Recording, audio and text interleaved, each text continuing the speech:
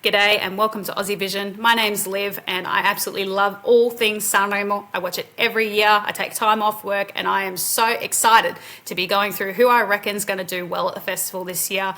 What's my prediction on who's going to win? I have a pretty good track record for these things, but I probably just jinxed it. So let's jump straight in. There's a lot to cover here. Let's just have a quick overview of, how does the voting actually work at this festival? It's a little bit unique compared to other national finals, not that Sanremo is one, that participate and have their artists come to Eurovision. So let's just do a really quick overview. Night one, everyone competed. 29 people, and it was 50% press jury, 50% TV and web jury. So it was just jury people who were giving those provisional top 5 results.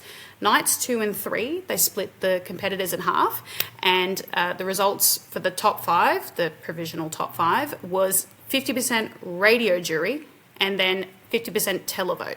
So we're getting different bits of feedback from those 2 nights. You can kind of tell how people are voting a little bit when you kind of know the split.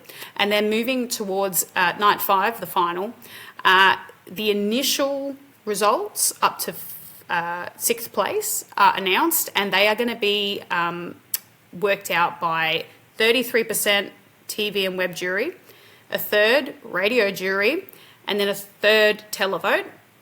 And then once we have 5 people remaining, they do a little recheck, reset, start again, try again. And we actually have 1/3 press jury, 1/3 radio jury, and then 1/3 televote. So a slightly different group of people is voting for the actual top 5 at the end, which can result in some interesting patterns that you see over the years. So it's important to keep these things in mind when we're going to talk about which entries we think might be in that top 5. Now, I have 5 entries that I think are most likely to be up there, and then a few that are kind of on the outskirts of the top 5. I'm going to start right off the bat with my winner's prediction. And it is Georgia. I actually think that she's going to come through, because think about it. The boys are all kind of yapping at each other. They've all got really beautiful, expressive, classic Sanremo Italian songs that are really lovely, but a lot of them are competing for similar markets. Whereas Georgia, she has the best vocal of the year. She can sing, and she's got vocals to burn. I think that is something that really differentiates her in this festival, is that her vocal is just sublime. Now, the song, is it the most contemporary thing in the world? No. However, I think it's a nice mix between looking to the past of Italian music and then sort of reinventing it and bring it back to 2025. I think it's doing very well in both, streams and juries as to, the provisional results we've seen so far. This is clearly something that's resonating with the different types of juries, but also the public. So I think what's going to happen is perhaps there will be a few hurdles where people will fall, and then she's just going to cruise straight to taking home that golden line at the end of the festival. She is my prediction for this year after looking at everything. Moving down to who I think is going to come second, and I think it's Fedez, because similar to Laza a few years ago, there's going to be quite a few entries in here that are a few juries might enjoy. Not saying the radio jury always votes exactly the same, but they're going to all be competing for the same thing. Fedez is going to soak up a huge televote, similar to Laza, plus have a lot of love probably from the radio jury as well. And he's going to be just something different in that lineup, the most contemporary thing, most likely, in that top 5. So I think he's going to sneak right up to second place there. I would not be surprised. I'll say his night 1 performance was shaky at best, including his actual, holding on the microphone. He did look slightly spooked at points, but he's gotten better as the festival has gone on, and the streaming has really rewarded him. So he is my prediction for second place. My prediction for third place is Simone Cristici, and it's a little controversial. Yes, he's first in the odds, and we're getting a lot of views on YouTube and that kind of thing, and this is clearly something that a lot of jury members will really enjoy. But I kind of always think that these spoken Italian verse kind of songs, there's a place for them at Sanremo. And this is an exceptional one, for sure. The message is gorgeous. It resonates with the public as well, because it's been rewarded in streaming. However, they always seem to fall down at the last hurdle. When you look at older editions of Sanremo, I'm thinking 2015, 16, 17 kind of era, they're usually right up there at the pointy end of the results, and then they just don't quite win. And the occasions where they do win, it has to be something exceptional, like Non mi avete fatto niente. Not saying that that's the same type of song, but there are elements that are similar, where it's a very strong message. There's a lot of spoken verse Italian. It can be very polarizing for people who aren't used to listening to that kind of music, but it really packs a punch. And I think if you want to win with that kind of entry, it probably has to have that kind of kick to it to really make it up there. So I'm going to say it's not going to quite work out for him, and we welcome him back another year. But he is my pick for third. Moving down to fourth, Achille Lauro. So I think this is going to be his proving moment at Sanremo, his Tananai moment, you know. The Italian public, but particularly the Italian professionals, it matters to them that their singers can show range, diversity, that they can do the big vocal ballad, they can do the pop stuff. You know, they can show that there's a lot of different things and facets and, you know, modalities within their singing. It's important to them. So Achille has, even Lauro, even in his guest performances, has done these very bombastic, in-your-face, meme-worthy to some degree kind of performances. And this is completely the opposite. This is, you know, showing his vocals are, you know, a little bit more diverse. And this is an entry that's really, you know, grabbing the juries as well from what provisional results we can see so far. So I think this will do very well, but he's got a little bit too much competition in that kind of sphere to go any higher than perhaps fourth or fifth. Speaking of fifth, moving down, and this was the hardest choice for me, but I put Lucia Corsi in here. I think this is something that is nostalgic. It harks back to another era of Italy, a long time ago. It's got that very warm feeling. I will say I didn't get it immediately, probably because I'm Aussie, you know. I didn't grow up in Italy.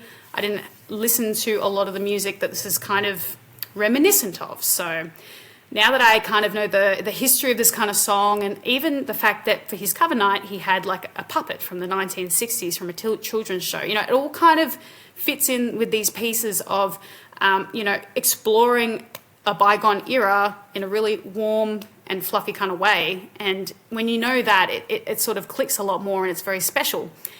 And I can see that, you know, the streaming stuff, this is not something that most people are going to stream like crazy, but it is getting streams, which is important because this isn't the most radio-friendly contemporary song, but it's still really up there with the streams, which makes me think that the televote is going to come fairly strong for this. We know the juries are loving it already because it's already been in the top 5 twice in this festival, and yeah, we know it's on track for a good result, and I think they're just such a fascinating artist, really interesting aesthetic, something totally different in the festival. So moving on to, these are the entries that are just outside of what I believe will be the top 5, but I wouldn't be surprised if they were 4th or 5th in the end. This is also going from what I think is most likely to least likely to happen, in case anyone is following along in that way. I'm going to start with Ollie. He is right up there in the actual streaming game with Fidesz, and he did manage to get a top 5 result on night 3. But, you know, that was kind of the easier night in terms of juries, because all of the songs that kind of caught the attention on the first night and got those provisional top 5 results, they were all actually on night 2, not night 3. So, you know, Fidesz was on night 2 and Ollie was on night 3. So it was kind of a little bit more relevant to be getting a top 5 position on night 2, because it kind of indicates that probably a few juries are quite interested in the song.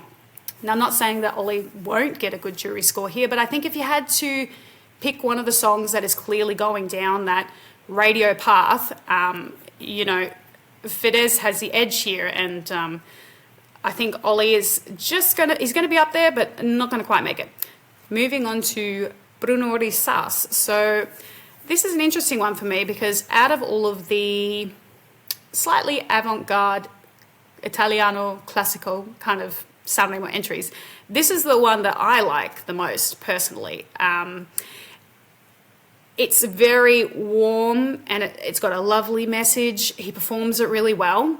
But when you sort of compare the momentum of Simone and Lucio, he just seems to just lag behind them ever so slightly. And when you watch the crowd's reactions and that kind of thing, he just doesn't seem to be up there as much. So I think he's in a similar sphere, competing for similar kinds of votes, and that makes me think that he'll do okay. But because he's not the first option, you know, he's got to go somewhere, which is down, unfortunately. But my favourite of that type of bunch.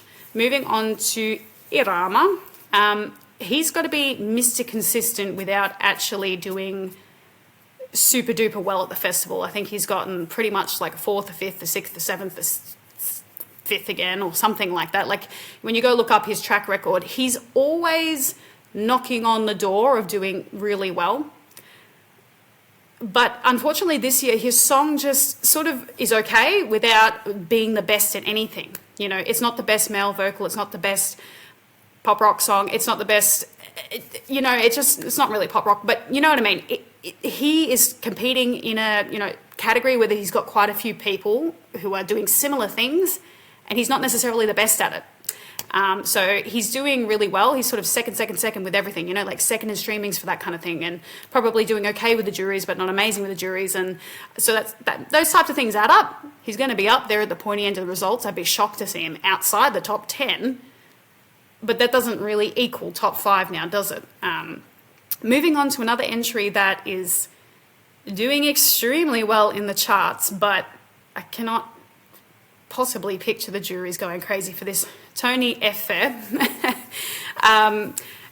This televote will be, he's another character that's sort of quite large in the media, adjacent to Fedez. Both of them have a lot of media attention on them at the moment for various reasons, and they have big fan bases. They've got great streaming figures, and this is a song that, you know, it kind of stands out for just being a little bit different and in your face. So it doesn't really surprise me that this is doing really well. And I think it will probably ride a pretty good televote to just, you know, make it to that lower top 10. That's what I'm predicting. Now, moving on to some other entries that, unfortunately, I don't think they have a chance at all in the top 5, not even from a long stabbing distance, but I think are worth quickly touching on. Elodie, she's back again. We love her. I love her. If you don't love her, I don't trust you. But, you know, she's got another really great pop song. She's always got the best presence and outfits, and I always just love seeing her at the festival. She's always a great addition.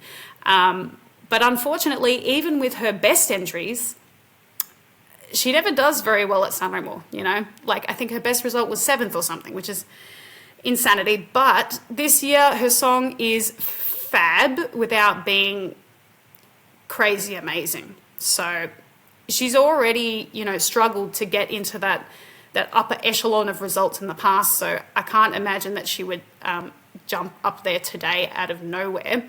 So I'm thinking, you know, maybe the bottom of the top 10 is probably where we're looking at for Elodie, but I unfortunately wouldn't be surprised even if she slips a bit lower, but I absolutely love her and I hope she comes back every year. Francesco Gabbani, he's back. He's doing his usual thing. He has a distinct style. His songs all sound a little similar sometimes, and I think you can see a little bit of fatigue in that way in the public, because he doesn't really have that many views on his YouTube performance, his streaming. Not that this is a, you know, absolute banger for Spotify, but he is lagging a little bit in the streaming department. However, you know, the juries appear to be liking this, which doesn't really surprise either, because it's just such classic Sanremo. And yeah, I wouldn't be surprised to see him at the bottom of the top 10 as well. Another one that caught attention, Come Cosa. They're absolutely fabulous. Just really delightful people, really cutesy little song that stands out in a different way to anyone else. So, you know, we love to see a bit of diversity in the final in terms of what we're hearing, right? So I think they did manage to snag a top 5 on night 3, but it was perhaps the weaker night in terms of stuff that juries were going to go for. So I think it's a little bit of an ask for this to be in the top 10, but if it does make it, I could see it around about the 10th spot. Now, we're going to indulge myself for a second and talk about 2 artists that I think no one is excited about, except me, and perhaps some people on Twitter. Joan Thiel, I'm not entirely sure how her name is said, sorry, but the one that had the guitar and the really cool little cape coming off her outfit, she is getting absolutely dogged in the streams and YouTube views, just everything. The odds, I feel so sorry for her because I think she's got a really cracking tune. Is it something you typically hear in Italy? Not really. And she doesn't have, you know, a big profile to be able to lean on to kind of pick it up, I guess. So I'm really sad because I don't think this is going to do very well at all, but I know there's a lot of fans of her entry out there, and I'm certainly one of them. Another one is Rocco Hunt. I actually truly haven't seen a single other person in the world that's enjoyed this yet, so please tell me if you like it in the comments. But I've just been like sauntering around my house today listening to this. It's got something about it that just makes me kind of like, you know, just feel like I'm going somewhere else and I'm at a party or something. I don't know. It's got something. It's my second favourite song of the year, and I have no idea why. But anyway, just want to give a quick shout out to my teammate Dale.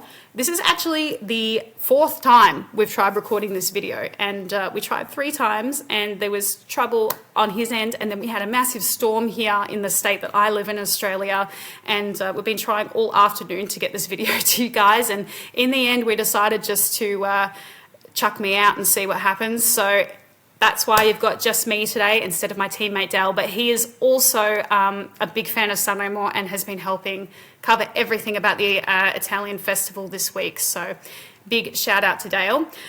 What do you reckon? Do you think that Georgia is going to win? Am I crazy? You can go into the comments and let me know. This is a very open year, so I think you can say almost anything and, you know, make a case for it. So good luck with that in the comments below, but I hope you enjoy the festival. I hope it goes off without a hitch, and I hope there's no excessive drama at the end, or if there is excessive drama, I hope it's really entertaining. But anyway, see you next time. Bye.